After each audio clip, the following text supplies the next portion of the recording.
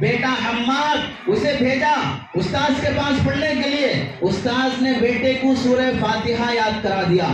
جب بچہ سورہ فاتحہ یاد کر لیا، امام ابو حنیفہ سب نام جانتے ہیں، ہم ان کے مسلک کے فالوور ہیں. امام ابو حنیفہ رحمۃ اللہ علیہ کو پتا چلا بیٹا سورہ فاتحہ یاد کر لیا ہے. استاذ کو بلائے اور کہنے لگے میرے پاس اس وقت 1000 چاندی کے سکے ہیں. 1000 چاندی کے سکے آج سے کتنے سو سال پہلے؟ 1300 سال پہلے. 1300 سال پہلے 100 روپے کی قیمت کیا تھی؟ جو 80 سال 70 سال کی عمر والے ان سے پوچھ لو، ان کے زمانے میں 100 روپے کی قیمت کیا تھی؟ 10 روپے میں بکری مل جاتی تھی، 20 روپے میں بھینس آ جاتی تھی. اس زمانے میں 1300 سال پہلے کیا عالم ہوگا. بچہ سورہ فاتحہ یاد کر لیا.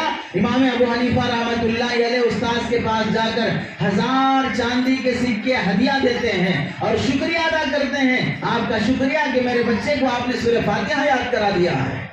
اور 1300 سال کے بعد یہ سماج انہیں اپنی اولاد کو پگ پڑھانے کے لیے، ڈاگ پڑھانے کے لیے، منکی پڑھانے کے لیے اسکولوں میں داخلہ کرا کر، ایڈمیشن کرا کر وہاں یوگا کرائے، سوریہ نمسکار کرائے، وندے ماترم کرائے، سرسوتی کی پوجا کرائے اور انہیں ننگا ناچ اسٹیج پہ کرائے. اور وہ ناچ دیکھنے کے لیے بے حیا ماں باپ بھی آگے بیٹھے اور وہاں آ کر اسٹیج پر ناچنے والی اپنی بیٹی کے ناچنے پر تھالیاں بجانے لگے اور اس پر پیسہ بھی اڑانا آتا ہو.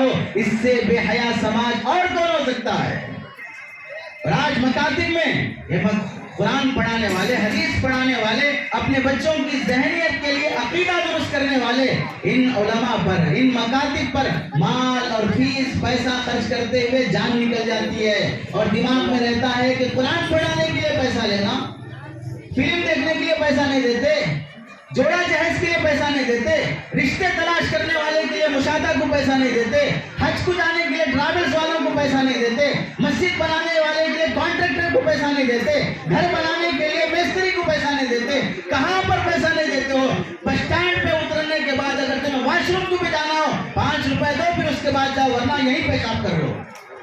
یہاں سب پیسہ دیتے ہوئے کوئی پیشانی پہ بل نہیں آتا ہے. اور جب قرآن پڑھانے کی بات آتی ہے تو جان نکل جاتی ہے کہ ہمیں قرآن پڑھانے کے لیے بھی پیسہ دینا ہے.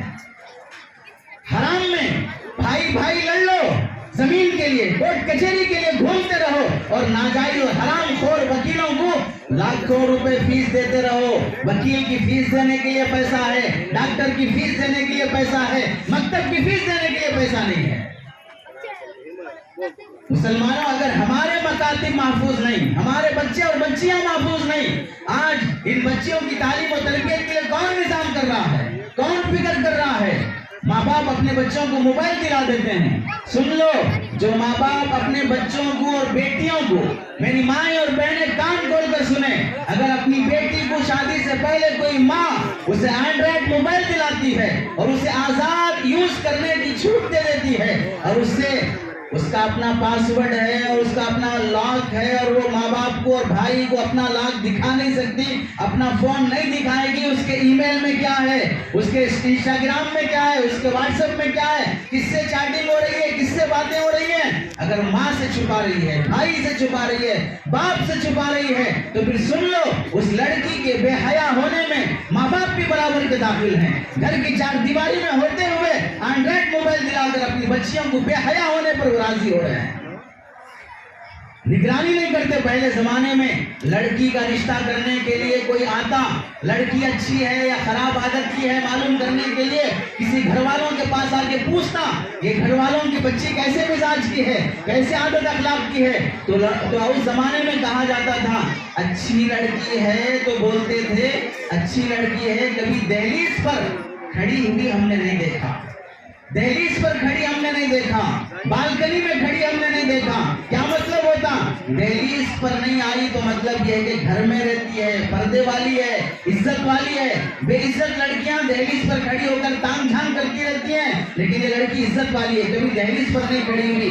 وہ جاہلوں کا زمانہ، دہلیز پر بچی نہیں کھڑی ہے تو دلیل ہے لڑکی پاک دامن ہے، لڑکی باحیا ہے. اور آج کی مسلمان بیٹیاں دہلیز پر نہیں، پارکوں میں ملے گی، ہوٹلوں میں ملے گی، شاپنگ مال پہ ملے گی اور کالج اور یونیورسٹیوں میں بوائے فرینڈ کے ساتھ ملے گی، بائک پر گلچھرے اڑاتے ہوئے ملے گی اس کے بعد بھی پاک دامن ہے، اس کے بعد بھی وہ فیشن پرست ہے، وہ خوبصورت ہے، عزتیں نیلام ہو جاتی ہیں، پھر بھی گھروں کے ماں باپ کو حیا اور شرم تک نہیں آتی ہے۔ ایک وہ زمانہ صحابہ اکرام کا